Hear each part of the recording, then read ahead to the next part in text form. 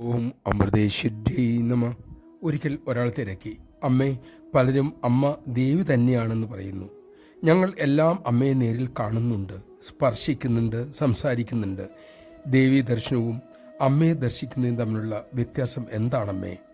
ഉടനടിയായിരുന്നു യോഗേശ്വരിയുടെ ഉത്തരം. അത് അമ്മയെ ദർശിക്കാനെത്തുന്നവരുടെ മനോഭാവത്തെ ആശ്രയിച്ചിരിക്കുന്നു.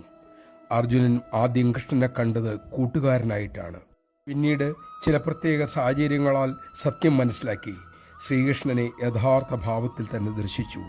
ഈശ്വരനെ അർജുനൻ തിരിച്ചറിഞ്ഞു. നമഃശിവായ. ശ്രദ്ധിക്കൂ, അമ്മ ഇവിടെ തന്നോട് താരതമ്യപ്പെടുത്തിയത് ശ്രീകൃഷ്ണനുമായിട്ടാണ്. ഇക്കാര്യം മറക്കരുത്. അമ്മ ആരാണെന്ന് അമ്മ തന്നെ നമുക്ക് വെളിപ്പെടുത്തി തരണം. അല്ലാത്തോടത്തോളം കാലം നമ്മുടെ വാസനാദൃഷ്ടിയിലൂടെ ഒരുപക്ഷെ ആ ദേവീഭാവത്തെ പൂർണ്ണമായി അറിയാൻ കഴിഞ്ഞെന്ന് വരില്ല. അർഹത നേടിയപ്പോൾ സഖാവായ കൃഷ്ണൻ അർജുനന് ഭഗവാനായ കൃഷ്ണനായി മാറി.